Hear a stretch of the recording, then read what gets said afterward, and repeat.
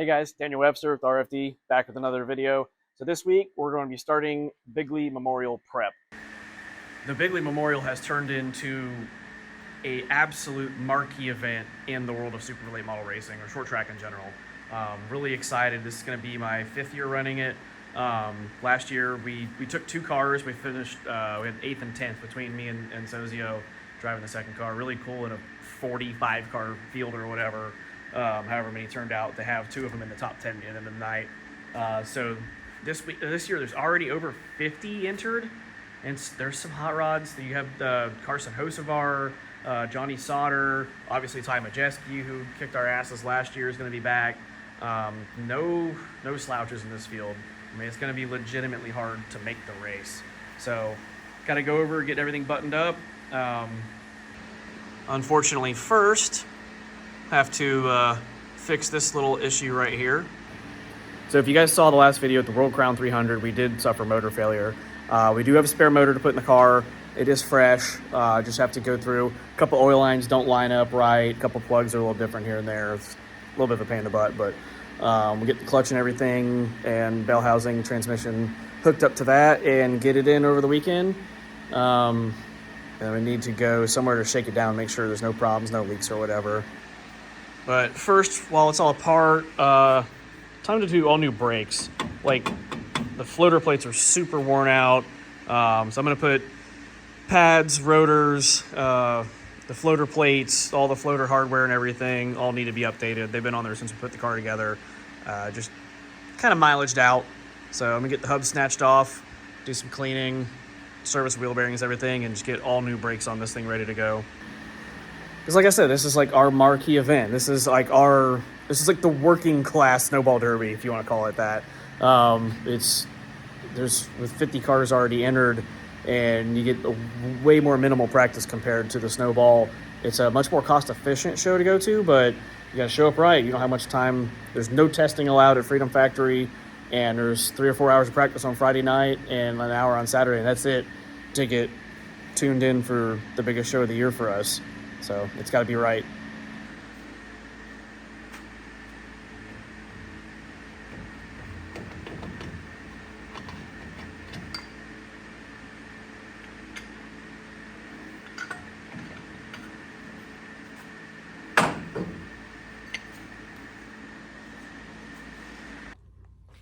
All right, fast forward a couple days. I just got back home from New Smyrna, was over doing the Governor's Cup, crew chiefing for Sozio and a little Struble with the Sportsmans. One nice thing, Dad and his buddies actually set the motor in the car for me. Looks like they got all the hubs off and everything, the brake stripped apart. I still got to pack bearings, so I was hoping that would magically just happen while I was gone. But it was nice to see a little progress done while I was gone. So floater plates off, rotors off, and I said motor set in. Still gotta clean all the oil lines out, which is a pain in the ass job to properly make sure there's nothing in there, but at least a little bit got done while I was gone. All right, got new front rotors on. New floater plates, new hardware kits for the floater plates, all safety wired up. And now everyone's favorite job, packing bearings. Ugh.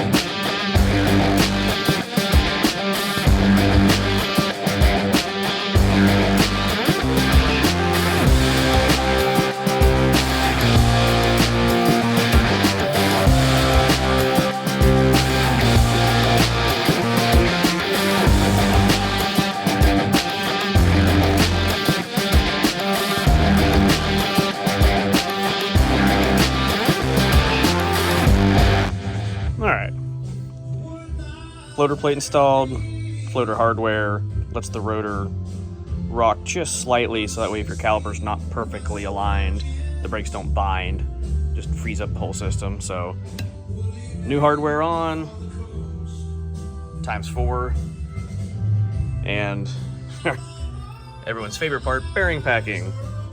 Gotta love it.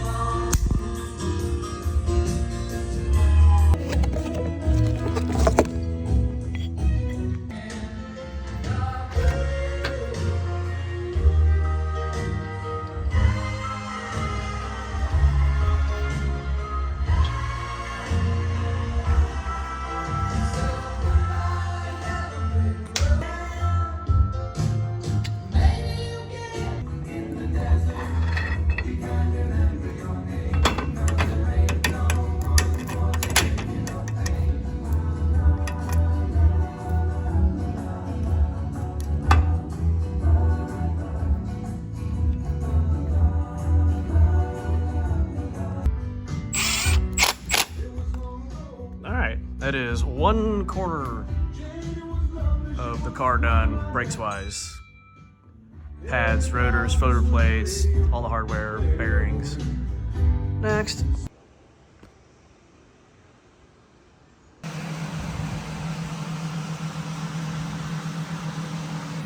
Okay, so motor's in. I think all the oil lines have been washed, cleaned, aired out, reinstalled. A couple lines are different on this motor from the other one. Ignition wired back up because the plug got cut off for some reason. I think all the oil lines are ran properly and primed. Just put all the water in. It's always still like a little tinge of anxiety the first time you go to start a motor. Of like, is everything right? Especially on these dry sump motors. Like, there's so much plumbing that all has to go in the right order, right direction. Everything has to be perfect, or you waste, half of your annual salary in a hurry if you do it wrong.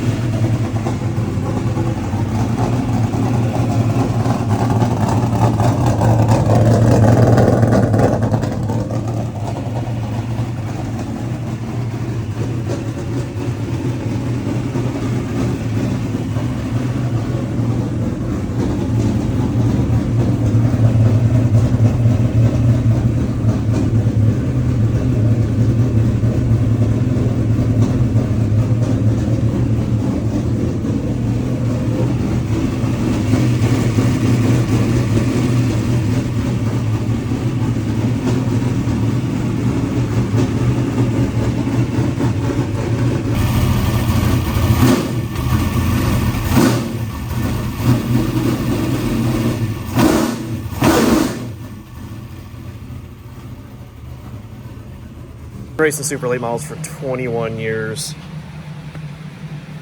Sound, smell, just feeling it in your chest when you fire it up. These things never get old.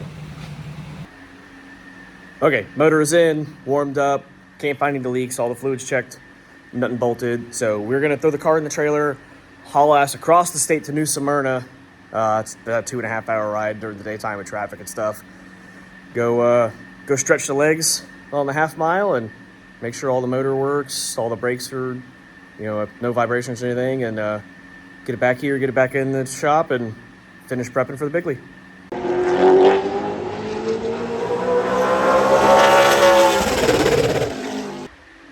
All right, back at the shop. Test went good. Car was fast, went some 18.0s on old tires. It's always fun to blast your way around. Like I said, New Smyrna, there's some speed there, there's some banking. It takes a couple laps to kind of work yourself up and get loose with it, so it's always fun to go blast around that place. But yeah, motor was good and smooth, carburetor no stumbles, A little bit of an oil leak somewhere on the front of the motor. Nothing dripping but a spray. So I'm gonna get it backed out of the trailer, put it back on the lift, and diagnose that. We'll do that next.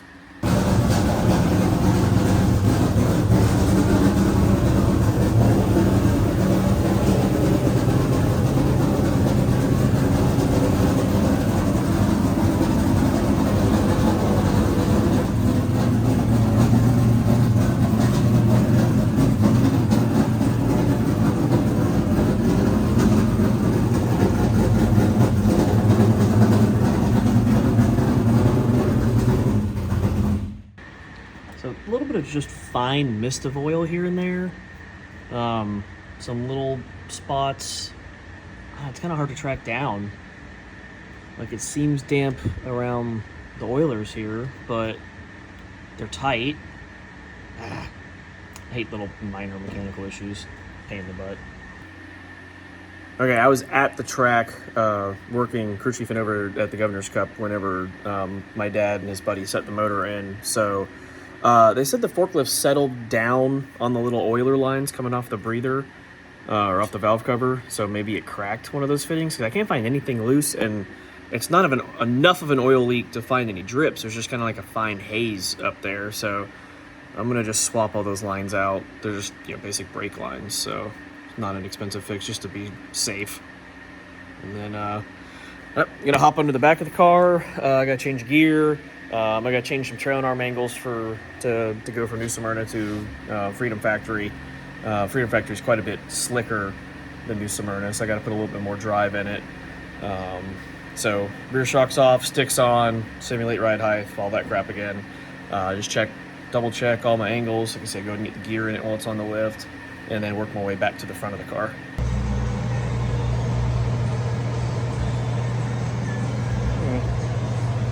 Pretty well got the base set where I want. I'm gonna build a secondary setup now to try. That's part of late model racing now, is having your options done and ready to go before you get to the track, so you can just throw them on the car, not lose practice time. So baseline's ready. I'm gonna go get them on the car so I can go through and check heights and everything on it. Keep prepping. Don't think I'm gonna need the 80-pound spring for DeSoto. I'm putting that bad boy in the shop. It don't even need to come. Final scale. Got my heights, got my cross, got my weights. Got her all shined up. Pretty good. Got my one Daniel Webster worth of lead. Got an axle tube that I needed 3 extra pounds. Hey guys, Daniel Webster here for RFD. So we had a unique idea. We're going to go live for the Bigley practice on Friday. So if you guys, if you're out of state and just want to follow along, or if you're planning on coming Saturday, just want to see how practice is going, we're going to go live on the RFD YouTube page, RFD Motorsports. Check it out. We're going to have, so the plan is to have a camera in the car, a camera on the track, so you can watch practice live 24/7. It's going to be from 3:45 till 8 Eastern time. That's the practice window for supers. And we're going to have, plan on having a camera set up in the trailer. So whenever I hop out of the car, debrief with the guys that are coming to help on it, decide what adjustments we're going to make, get the car slammed back together, get back in line. There's probably going to be some long lines with 50 cars there to get back on the track. So, but that's the plan. We're trying to do something different, bring more spotlight to this race, to trying to do our part on that. So if you guys want to follow along, see what practice is going to be like for trying to narrow down a 50-car field to make it in the top 24, Friday night, 3:45 to 8. Come right along with us. All right, that should pretty well wrap up getting the car ready. I've gone over this thing front to back. I have, 2 complete front shock and spring bump combos scaled out, 2 complete rear shock and spring combos scaled out. Got a couple different axle options to try. Sway bar is already loaded in and set. Went through bump steer. I'm not really sure what else I could do to be more prepared than I am. Things happen in racing. There could always be something happen, but motor's fresh. It's got 10 laps on it. All the entire brake system's been gone through. I put a new drive flange in it because I couldn't get the splines are kind of messed up. The left rear axle wouldn't come out at Cordial. I need to run through the referee, just double check body heights once I get it on the ground. But man, I feel pretty confident. I'm I'm actually gonna roll out. It's a little bit an older set, but like I feel confident in the car. It's ready. I was laying in bed last night, kind of trying to picture what line I'm gonna run in turn 3, the first lap of practice.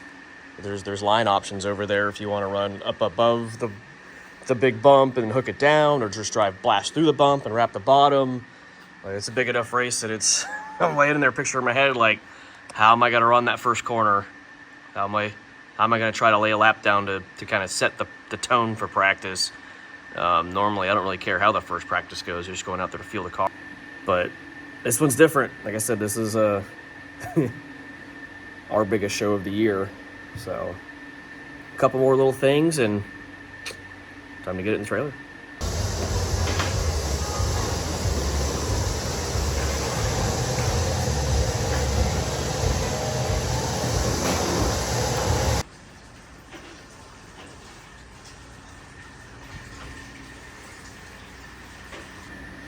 Okay, and that's it. We're loaded.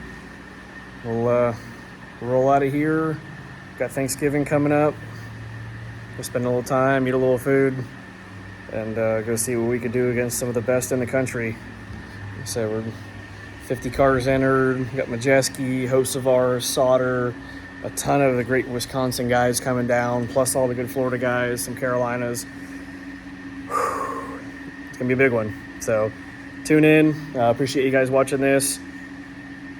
I've done all I could do on the prep side of things. Now it's up to driver side. Make sure we make all the right adjustments and see if we can have a hell of a night here coming up this weekend. Obviously, again, if you guys are interested, check out the live feed we're going to try to do Friday during practice, and catch you all on Saturday for the Bigley Memorial. Thank you guys for watching.